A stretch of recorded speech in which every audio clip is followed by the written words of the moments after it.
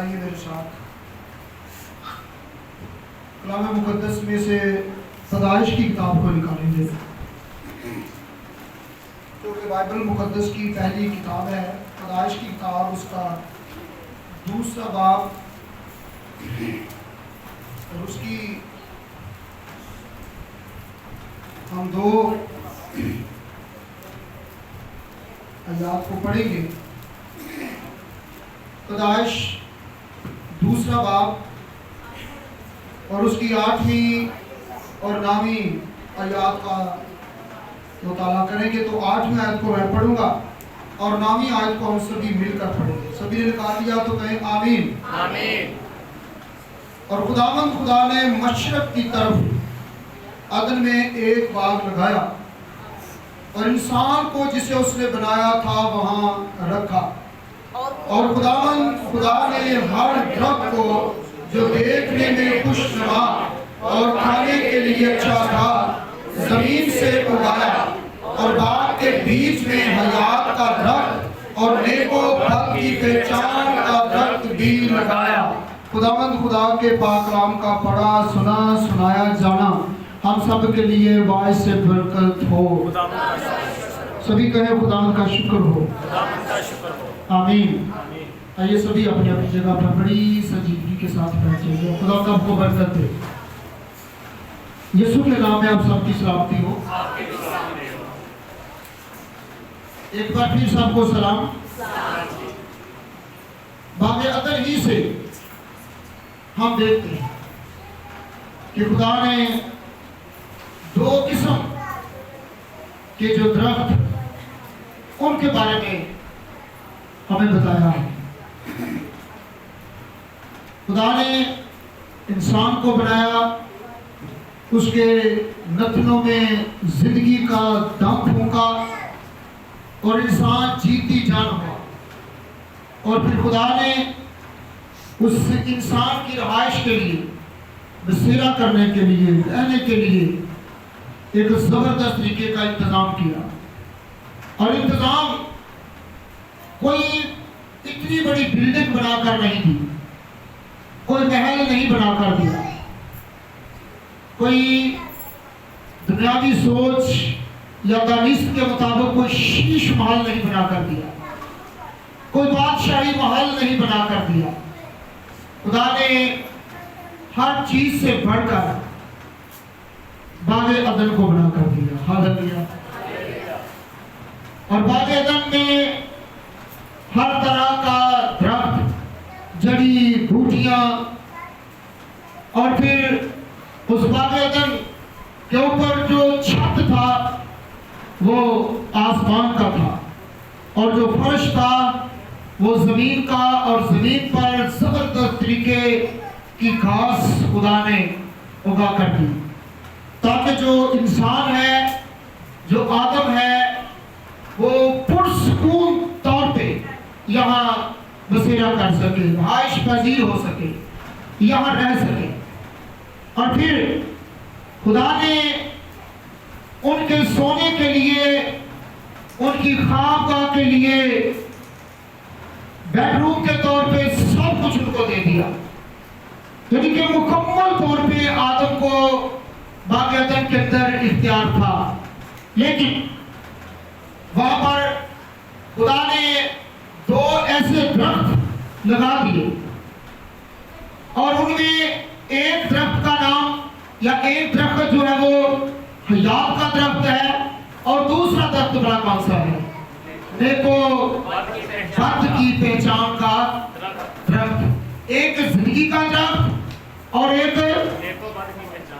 نیک و بد کی پہچان کا درخت۔ اور خدا نے آدم سے کہا کہ تو اس باغ کے درخت کے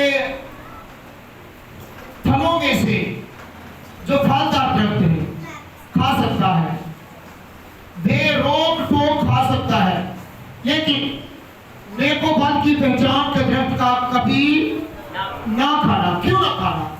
وجہ کیا تھی؟ بتائیے گا، کیا لکھا؟ کیوں نہ کھانا؟ وجہ کیا تھی؟ کیونکہ جس روز تو نے اس میں سے کھایا تو بھلائی کے لیے، یعنی آدم کی بھلائی کے لیے اسے منع کیا کہ تو اسے نہ کھانا، کیونکہ جس روز تو کھائے گا تو مرے گا، تو مر جائے گا، تو زندہ نہ رہے گا۔ لیکن کیا آدم نے اور حوا نے خدا کے کلام کو مانا؟ بتائیے گا، خدا کے کلام کو قبول کیا؟ خدا کے کلام کے مطابق چلے؟ اگر خدا کے اس حکم کو مان لیتے، یعنی خدا کے کلام کو مان لیتے، تو ہو سکتا ہے کہ کبھی نہ روحانی موت آتی اور نہ ہی جسمانی موت آتی۔ انسان ہمیشہ باغ عدن کے اندر خوشحالی بحالی کی زندگی بسر کرتا، ہر وقت ہر طرف جو ہے وہ پرندوں کی چہچہاٹ ہوتی، ہر طرف جو ہے وہ اچھے اچھے جانوروں کی گہما گہمی ہوتی، اور آدم اور حوا ہمیشہ اس باغ عدن کے اندر پرسکون طریقے سے اپنی زندگی کو بسر کرتے۔ لیکن بگاڑ کب پیدا ہوا؟ بگاڑ کب پیدا ہوا؟ جب انہوں نے خدا کے کلام کی نافرمانی کی، یعنی کہ خدا کے حکم کو نہ مانا، خدا کے حکم کو توڑ دیا، خدا کے حکم کی جو ہے اب انہوں نے نافرمانی کی، اور نافرمانی گناہ ہے، نافرمانی گناہ ہے۔ بہت سے لوگ کہتے ہیں کہ یہ جو باغ عدن کے اندر خدا نے جس پھل کو کھانے سے منع کیا تھا، وہ بہت ہی مفسرین اپنے اپنے طریقہ سے اس کو بیان کرتے ہیں۔ کوئی کہتا ہے کہ یہ جنسی خواہشات تھی، کوئی کہتا ہے کہ یہ پھل وہ جو گندم کا دانہ ہے وہ تھا، اور کوئی کہتا ہے کہ یہ سیب کا جو پھل تھا، اور بہت سے لوگ بہت سے پھلوں سے اسے تشبیہ دیتے ہیں۔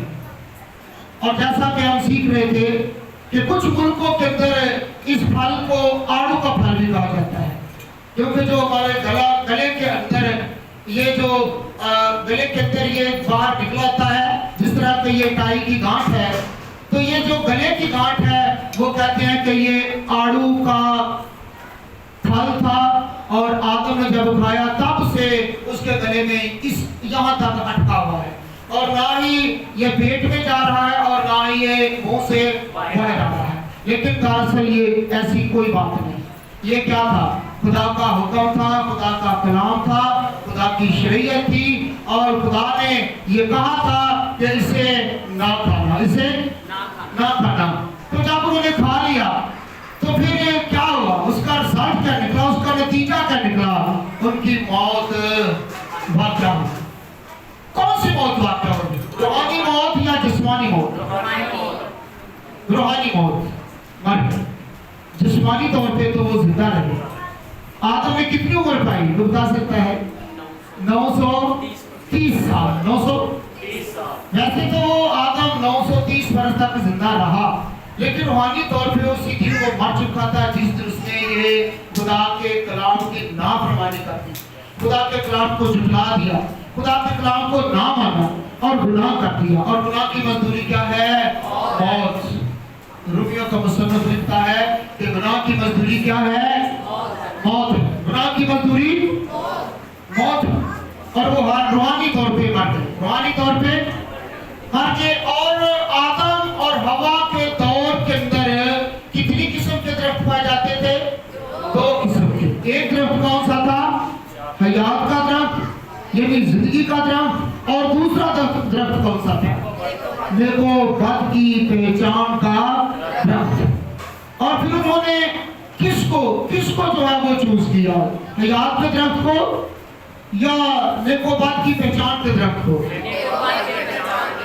نیک و بد کی پہچان کے درخت کو۔ خدا نے حکم دیا تھا، خدا نے کلام دیا تھا، خدا نے انہیں مجبور نہیں کیا تھا کہ تم نے یہ نہیں کھانا، یعنی کہ زندگی کا جو درخت ہے اس میں سے تم نے ضروری کھانا ہے اور اس کا نہیں کھانا۔ خدا نے مجبور نہیں کیا، خدا نے کلام کیا، خدا نے حکم دیا۔ آگے اختیار تھا آدم کے پاس، اختیار تھا انسان کے پاس، یعنی پہلے انسان کے پاس، اور اس نے خدا کے کلام کو رد کر دیا اور حیات یا زندگی کے درخت کو نہ حاصل کیا، اور اس نے کس درخت کو حاصل کیا؟ ایک طرف حیات کا درخت ہے، زندگی کا درخت ہے، اور دوسری طرف موت کا درخت ہے. اور اس نے کس درخت کو جو ہے وہ کس درخت کا انتخاب کیا؟ زندگی کے درخت کا یا موت کے درخت کا؟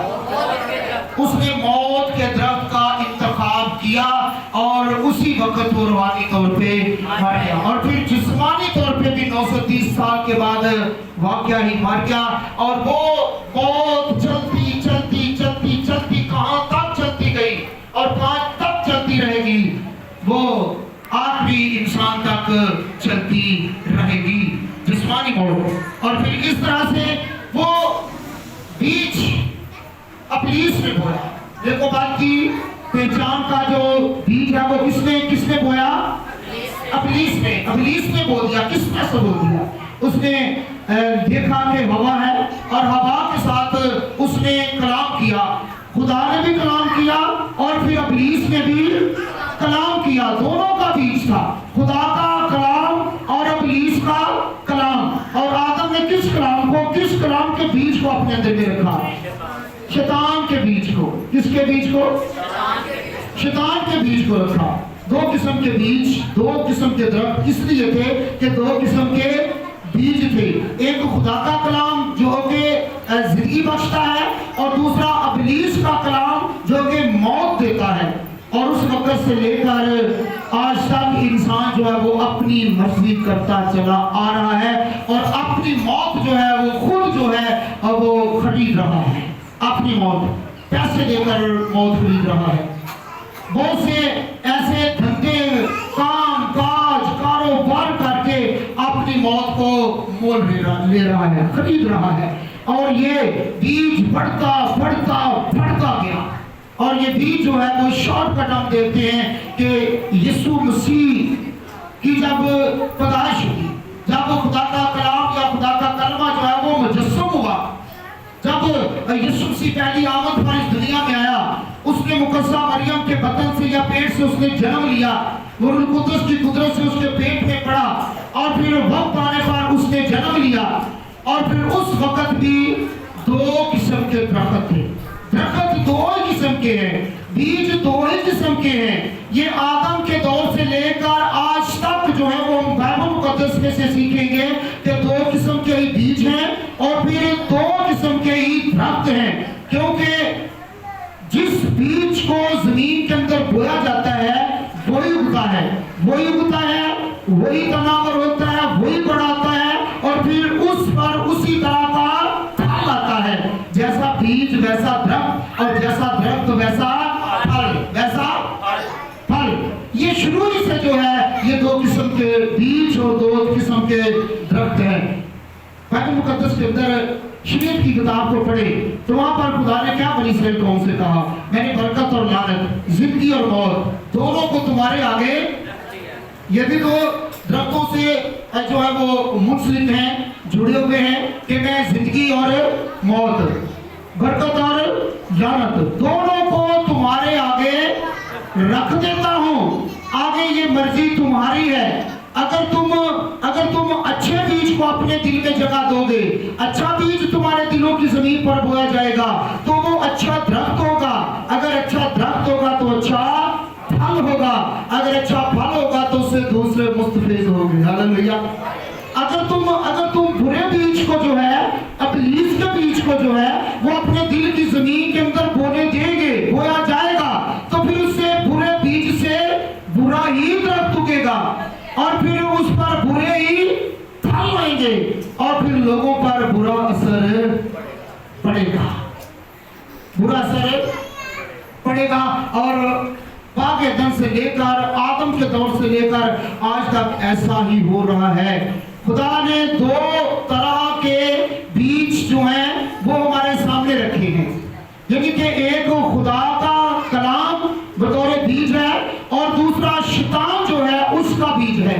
اس کے بیج کو بائبل مقدس کے اندر کیا کہا گیا ہے؟ کس دانے سے جو ہے وہ تشبیہ دی گئی ہے؟ میٹھے دانے سے یا کڑوے دانے سے؟ کس دانے سے؟ کڑوے دانے سے. بائبل مقدس کے اندر لکھا ہے تمثیل کے اندر کہ ایک بندے نے اپنے کھیت میں گیہوں کے بیج بوئے، گیہوں کے دانوں کو بویا یعنی اچھے بیج کو، اچھے دانوں کو بویا، اور راتوں رات اس کا دشمن آیا اور اس نے وہاں پر کون سے بیج کے دانے بو دیے؟ کڑوے دانے۔ کون سے؟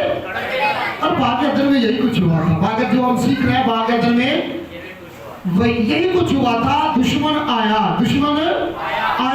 ابلیس جو ہے وہ ہمیشہ خدا کا دشمن رہا ہے، خدا کے کلام کا دشمن رہا ہے۔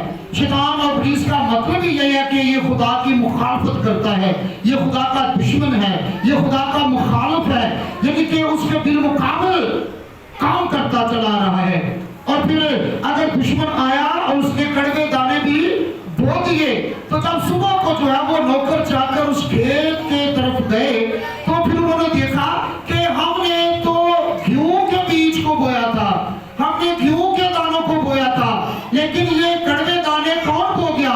اور وہ نوکر آئے اور آ کر مالک سے کہا کہ مالک آپ نے یا ہم نے تو گیہوں کے دانوں کو بویا تھا، لیکن یہ کوئی دشمن جو ہے یہ آیا اور اس نے آ کر کڑوے دانے بو دیے۔ اور مالک نے کیا کہا؟ یہ ضرور کسی دشمن کا کام ہے۔ اور پھر مزدوروں نے کیا کہا؟ کیا ہم انہیں کاٹ دیں؟ یعنی کہ یہ جو کڑوے بیج سے یہ جو اگ رہے ہیں، درخت نوا ہو رہے ہیں، کیا ہم ان کو کاٹ دیں؟ تو مالک نے کیا کہا؟ ان کو اکٹھا بڑھنے دو، ان کو اکٹھا بڑھنے دو۔ کیوں کہیں اکٹھا بڑھنے دو؟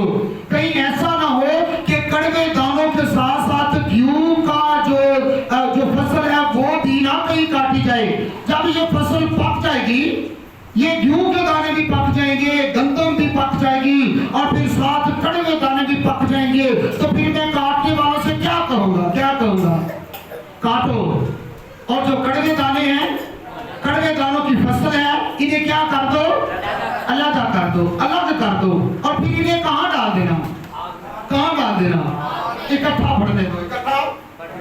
اکٹھا بڑھنے دو۔ یعنی کہ گیہوں کے دانوں کو بھی اور کڑوے دانوں کو بھی اکٹھا بڑھنے دو۔ جب کٹائی کا وقت آئے گا تو میں کاٹنے والوں سے کہہ دوں گا کہ انہیں جو ہے وہ علیحدہ رکھنا۔ اور علیحدہ رکھنے سے مراد، الگ رکھنے سے مراد بعد میں ان کو کہاں پر ڈال دینا؟ آگ میں جلا دینا۔ لیکن جو گیہوں ہوگا، جو گندم ہوگی، اس کے ساتھ کیا سلوک کیا جائے گا؟ انہیں محفوظ کیا جائے گا۔ ہاللیلویا۔ ہم کہتے ہیں کہ برے لوگ بھی ہمارے ساتھ ہی رہتے ہیں، وہ بڑی ترقی کر رہے ہیں، وہ بڑی پرورش پا رہے ہیں، ہم سمجھتے ہیں کہ وہ بڑی برکت حاصل کر رہے ہیں، جو کہ آج کل کے لفظ کے مطابق وہ بڑی برکت پا رہے ہیں، اور ان کے کاروبار ٹھیک چل رہے ہیں، ان کے گھر اچھے بڑھ رہے ہیں، ان کے بچے بڑے زبردست طریقے سے پڑھ رہے ہیں، پرورش پا رہے ہیں، ہم سے کئی وہ ہر لحاظ سے اچھے اور بہتر اور خوبصورت ہیں۔ یہ کیا ہے؟ ہیں وہ برے، ہیں وہ گنہگار، ہیں وہ خدا سے کوسوں دور، نہ کبھی دعا کی، نہ کبھی خدا کے کلام کو سنا، نہ کبھی قبول کیا، نہ کبھی اس بات کے اندر دھیان بھی لایا کہ ہم خدا کے ساتھ رفاقت رکھیں، ہم خدا کی حضوری میں آئیں، ہم خدا کی حضوری میں بڑھیں۔ کبھی ایسا سوچا بھی نہیں، اور ہم کہتے ہیں کہ بھئی ہم تو چرچ بھی آتے ہیں، ہم دعا بھی کرتے ہیں، ہم کلام بھی پڑھتے ہیں، سنتے ہیں، ہم خدا کی حضوری میں بہت کچھ دیتے بھی ہیں، لیکن ہم ترقی کیوں نہیں کر رہے؟ اور وہ دوسرے ہمارے مسائل ہیں، وہ کچھ بھی نہیں خدا کے لیے کرتے، تو وہ بڑی ترقی کر رہے ہیں۔ اس کا سبب کیا ہے؟ مالک نے کیا کہا؟ دونوں کو اکٹھا بڑھنے دو۔ ہمیں کوئی ضرورت نہیں برے لوگوں کو برا بھی کہنے کی، ہمیں کوئی ضرورت نہیں ہے کہ ان کے ساتھ لڑنے اور جھگڑنے کی، ہمیں کوئی ضرورت نہیں ہے کہ ان کے ساتھ کسی طرح کی مخالفت کرنے کی، جبکہ مالک نے کیا کہا؟ دونوں کو اکٹھا بڑھنے دو، دونوں کو اکٹھا بڑھنے دو۔ جب کٹائی کا وقت آئے گا تو میں کاٹنے والوں سے کیا کروں گا؟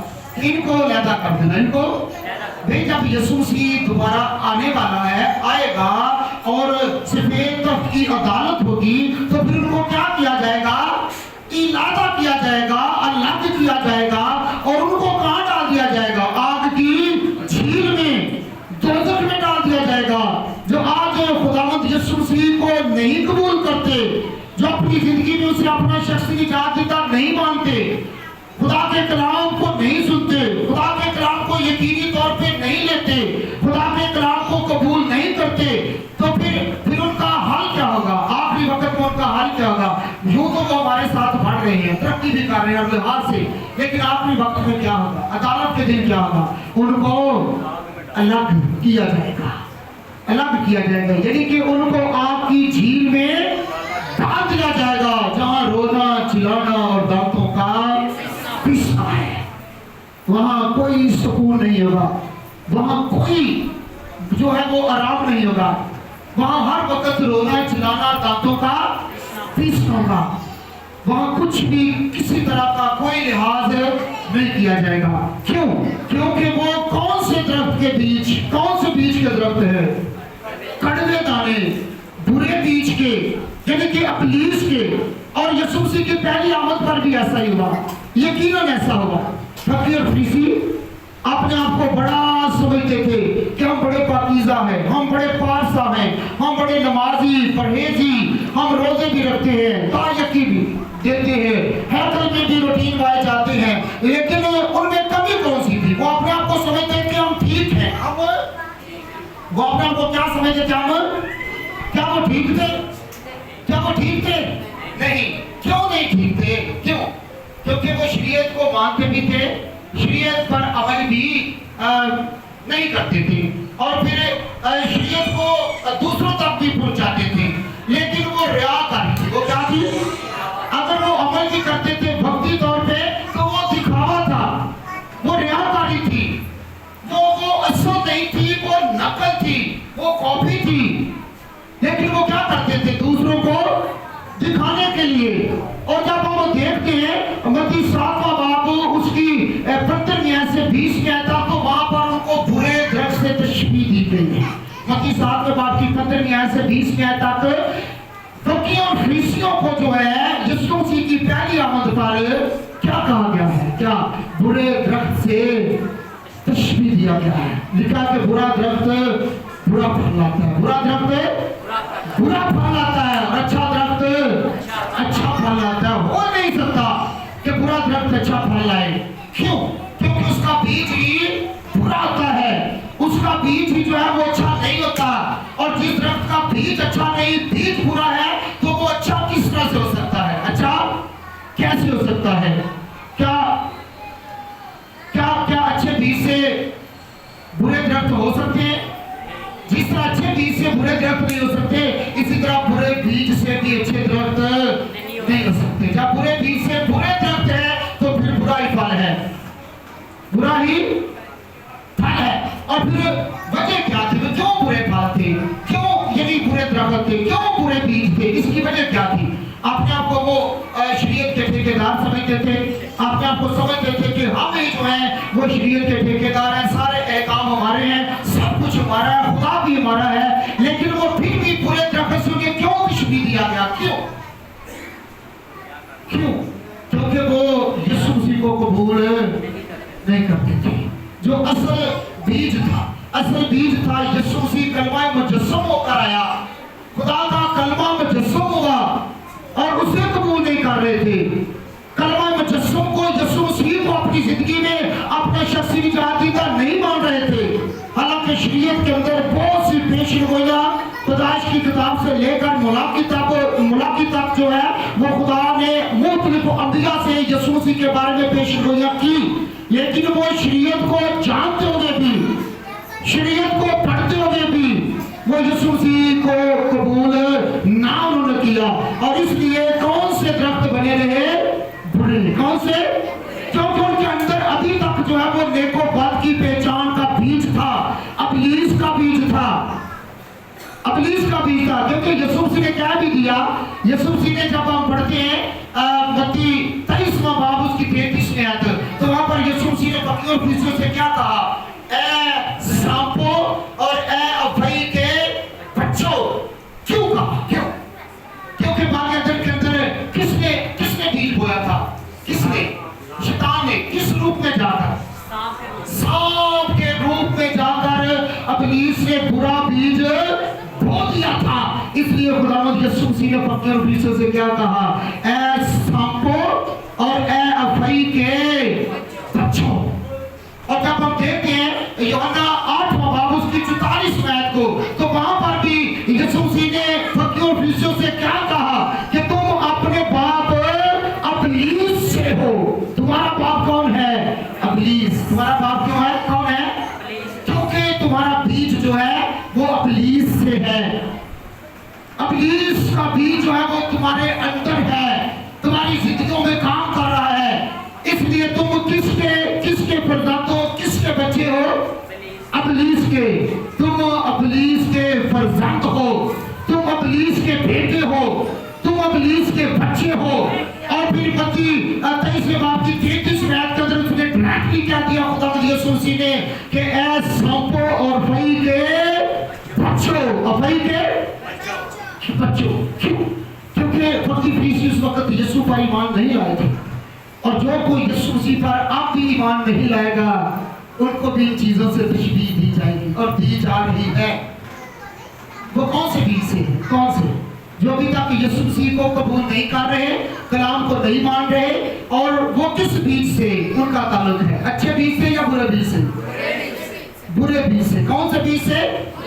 बुरे बीज से उनका ताल्लुक है, जो अभी तक खुदावंद यीशु मसीह को कबूल नहीं कर रहे, यीशु मसीह को अपनी जिंदगी में अपना शाश्वत निजात देता नहीं मान रहे। अभी तक उनका बीज जो है वो बुरा है, वो कड़वे दानों की पैदाइश है। और उन्हें चाहिए कि वो जिंदगी के दरख्त को हासिल करें, जिंदगी के दरख्त को हासिल करें। क्योंकि जिंदगी का दरख्त हमारे दरमियान है कि नहीं? हमारे दरमियान है ना। यीशु मसीह ने यूहन्ना 15वें बाब की पहली आयत के अंदर क्या लिखा? कोई बता सकता क्या लिखा है? यीशु ने क्या कहा? अंगूर का हकीकी दरख्त मैं हूं और तुम मेरी डालियां हो। फिर यूहन्ना 14 बाब की 6 आयत के अंदर खुदावंद यीशु मसीह ने क्या फरमाया कि राह, हक और जिंदगी। और बागे अदन के अंदर 2 दरख्त थे। आप बताइए कौन कौन से दरख्त थे? शाबाश। एक जिंदगी का दरख्त और दूसरा नेकोबत से मुराद मौत का दरख्त। साफ लफ्जों में बागे अदन के अंदर एक जिंदगी का दरख्त और दूसरा मौत का, दूसरा मौत का। और वो जिंदगी का दरख्त जो बागे अदन के अंदर हमें नजर आता है, हयात का दरख्त, वो कौन था? वो कौन था? यीशु। उसकी पहली आमद के अंदर उसने फरमाया, यूहन्ना 14 बाब की 6 आयत जो मैंने पहले बताई है, क्या लिखा है? उसने फरमाया कि राह, हक और जिंदगी। आगे का लिखा है मेरे बगैर कोई बाप के पास नहीं आता, कोई नहीं आ सकता उसके बगैर, क्योंकि वो जिंदगी का दरख्त है। अंगूर का हकीकी दरख्त, हकीकी से मुराद क्या है? असल, रियल, बिल्कुल सही, असल दरख्त है। और वो कौन है? हकीकी दरख्त कौन है? यीशु। राह, हक और जिंदगी मैं हूं। और अंगूर का हकीकी दरख्त, और उसने अपने शिष्यों से क्या कहा? तुम मेरी डालियां हो, तुम मेरी। अंगूर का हकीकी दरख्त अगर यीशु है तो फिर डालियां कौन है? शाखें कौन है? बताइएगा। यीशु मसीह के शागिर्द।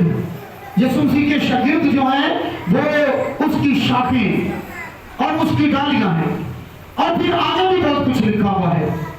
पहले बीज से दरख्त, और दरख्त पर पत्ते लगते हैं, दरख्त पर शाखों के ऊपर पत्ते लगते हैं, और पत्तों के साथ फल होता है, पत्तों के साथ होता है। और दरख्त कौन है? दरख्त कौन है? मैंने पहले बताया दरख्त कौन है। दरख्त साथ साथ बताइए, बताते रहे ना। दरख्त कौन है? कौन सा दरख्त है? यीशु कौन सा दरख्त है? सभी कहें यीशु कौन सा दरख्त है? जिंदगी का दरख्त। अंगूर का हकीकी दरख्त, राह, हक और जिंदगी। यीशु जिंदगी का दरख्त है, और उसकी डालियां भी हैं। उसकी डालियों से मुराद उसकी ब्रांचेस और उसकी शाखें भी हैं। और उसकी शाखें कौन है? शागिर्द। उसके बाइबल मुकद्दस में से हम साबित करेंगे उसके शागिर्द। और फिर पत्ते कौन से हैं? पत्ते, हाँ जी, पत्ते शाबित खादमी से मुराद मुबश्शिरीन। मुबश्शिरीन जो है वो क्या है? पत्ते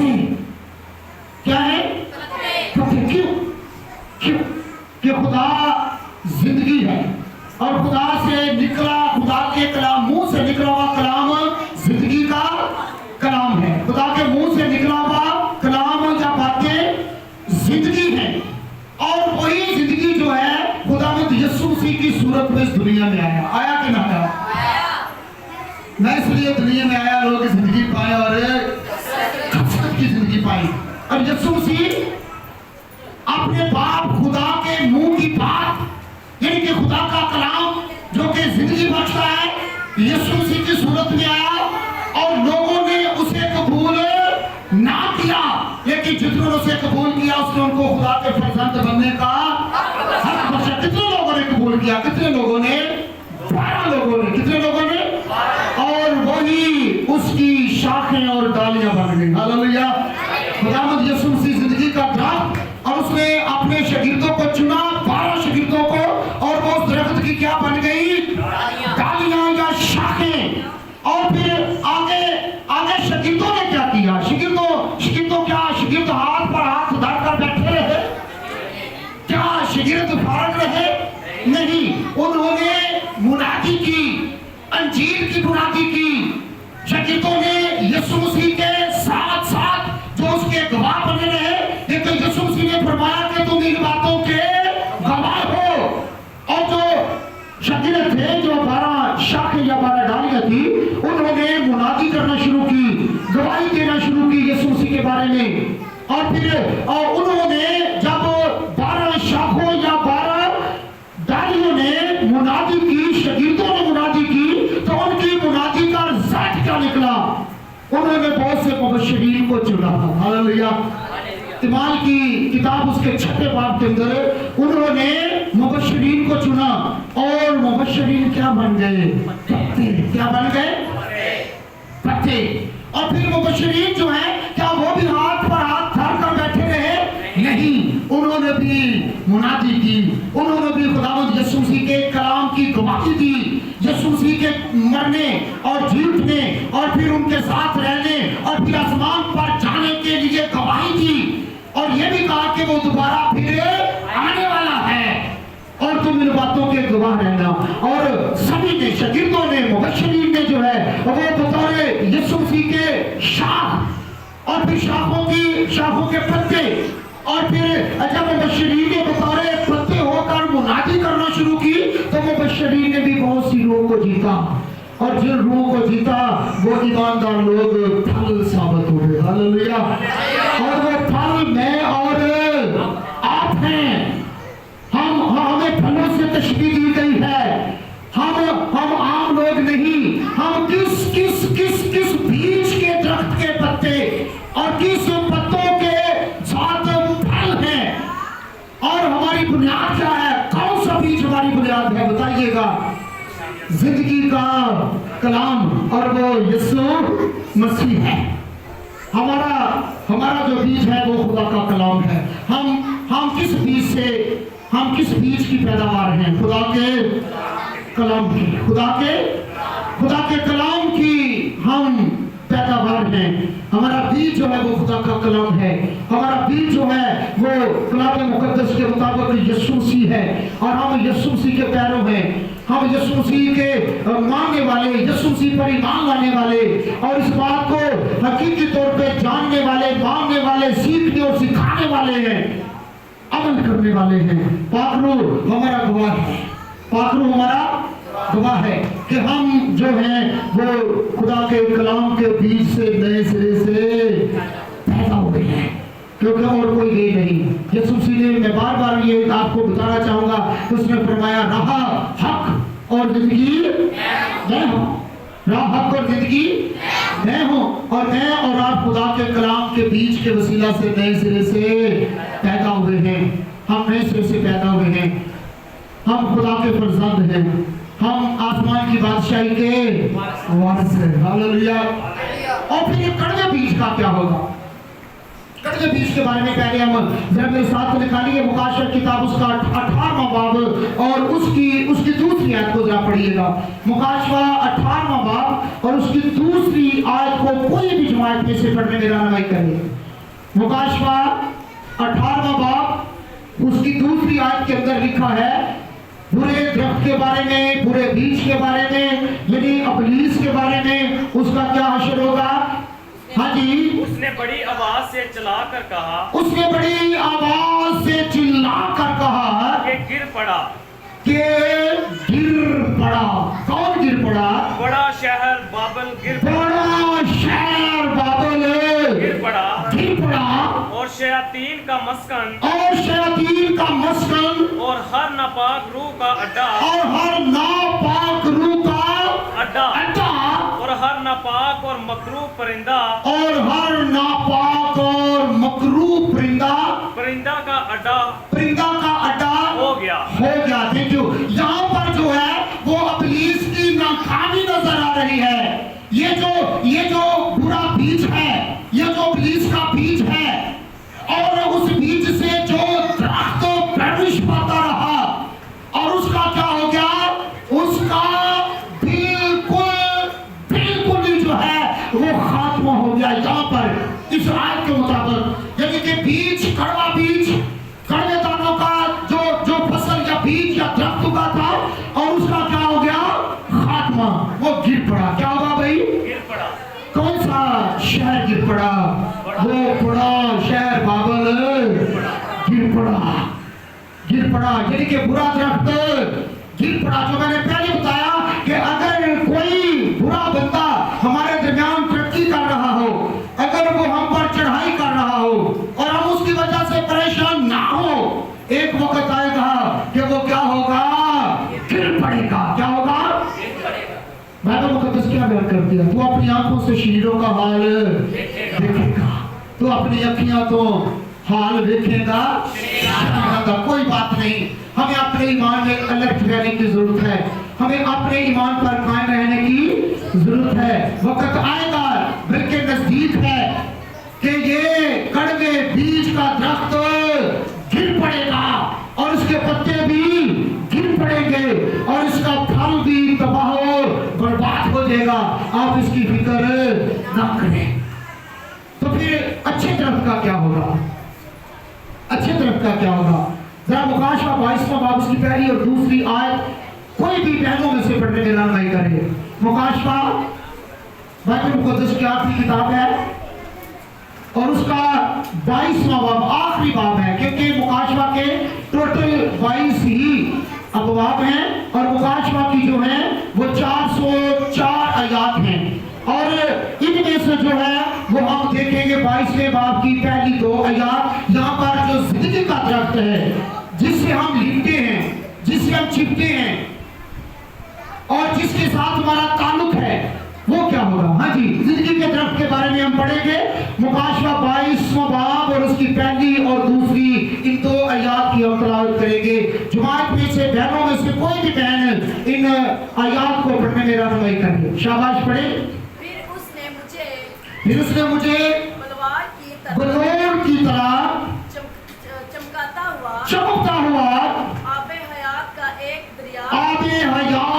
ایک درخت دریا دکھایا، جو خدا اور برا کے تخت سے نکل کر اس شہر کی سڑک کے بیچ میں رہتا تھا، اور دریا کے سنیے گا، دریا کے وار پار زندگی کا درخت تھا۔ یعنی کہ اس دریا کے وار پار کیا تھا؟ زندگی کا درخت تھا۔ اور وہ زندگی کا درخت ہے کون؟ سبھی بولے نا، زندگی کا درخت ہے کون ہے؟ اس دریا کے وار پار کون سا درخت تمہاری بہن نے پڑھا ہے؟ دریا کے وار پار کون سا درخت پڑھا ہے ہم نے؟ اب بھی سبھی نہیں بول رہے۔ کون سا درخت؟ آج کا موضوع ہمارا کیا ہے؟ 2 طرح کے درخت یا 2 قسم کے درخت، ایک زندگی کا درخت اور دوسرا موت کا درخت۔ موت کے درخت کے بارے میں ہم نے سیکھا کہ موت کا درخت جو ہے اس کا انجام موت ہی ہے، تباہ ہے، بربادی ہے، بالکل خاتمہ ہے۔ لیکن اب ہم زندگی کے درخت میں سیکھ رہے ہیں کہ جو دریا ہے، دریا کے وار پر کون سا درخت ہم نے پڑھا ہے؟ زندگی کا درخت۔ اور زندگی کا درخت ہے کون؟ यीशु आगे बहन पढ़े क्या लिखा है उसमें 12 किस्म के उसमें कितने किस्म के कितने किस्म के 12 किस्म के पहले मैंने बताया था ना कि यीशु मसीह की अंगूर का दरख्त है और उसने कहा कि तुम मेरी डालियां हो और डालियां कितनी थी यहाँ मुबाशरा की किताब 22वें बाब की दूसरी आयत के मुताबिक डालियां कितनी है 12 डालियां हाँ जी उस जिंदगी के दरख्त के बाद क्या लिखा बहन जरा पढ़े बहन जी उसमें 12 किस्म के फल आते हैं। उसमें 12 किस्म के ही फल आते थे यानी कि हर एक डाली पर फल लगा है कोई भी डाली फल के बगैर किसी भी रसूल ने यीशु मसीह के किसी भी शागिर्द ने जो है वो मनादी करना ना छोड़ा मनादी को तर्क ना किया यीशु मसीह के बारे में गवाही देना ना छोड़ा बल्कि सब ने अपनी जानों के नजराने पेश कर दिए लेकिन वो यीशु मसीह के कलाम की हकीकतों के गवाह बने थे हालेलुया क्योंकि यीशु मसीह ने कहा कि तुम इन बातों के गवाह रहना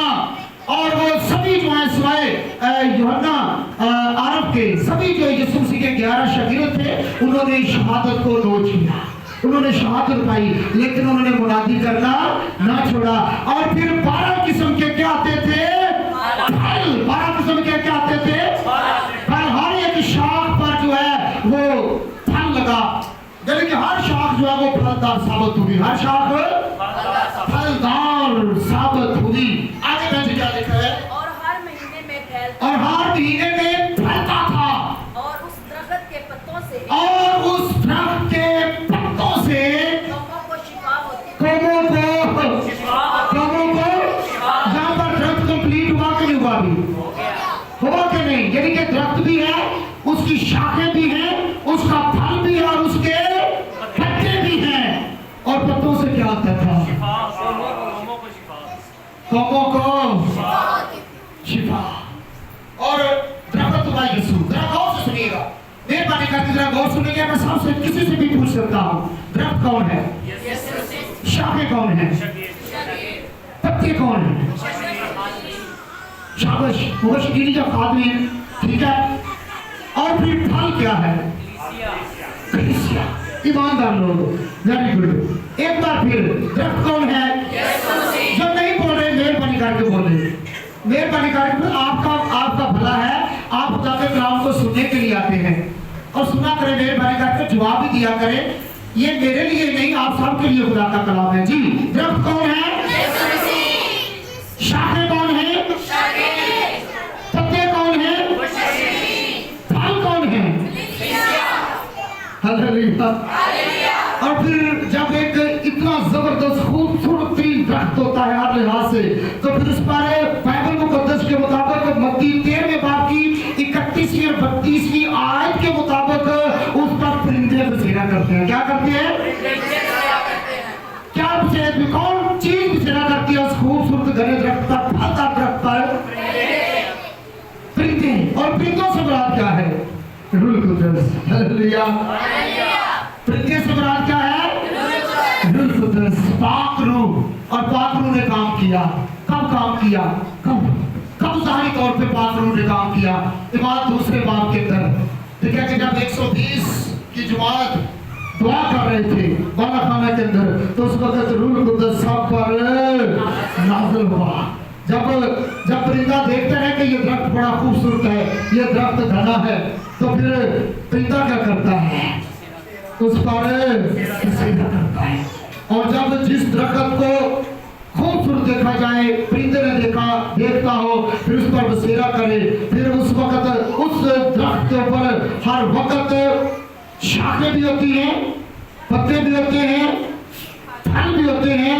फिर परिंदे भी उस दरख्त पर चाय चढ़ाते हैं हालेलुया ये है खूबसूरत जिंदगी का दरख्त और हम खुदा के कलाम के बीच से इस दरख्त के जो फल हैं हालेलुया मैं और आप ईमानदारों की सूरत में हम इस दरख्त के फल हैं इस दरख्त के क्या हैं फल और हमेशा जो है वो अच्छे दरख्त पर अच्छे परिंदे बैठते हैं सुनिएगा अच्छे दरख्त पर अच्छे परिंदे बैठते हैं फूलों पर हमेशा तितलियां बैठती बैठती हैं। फूलों पर हमेशा, सादा अल्फाज में, फूलों पर हमेशा तितलियां बैठती हैं। और जो दरख्त बदबूदार हो, जो डालियां दरख्त के साथ कायम ना हो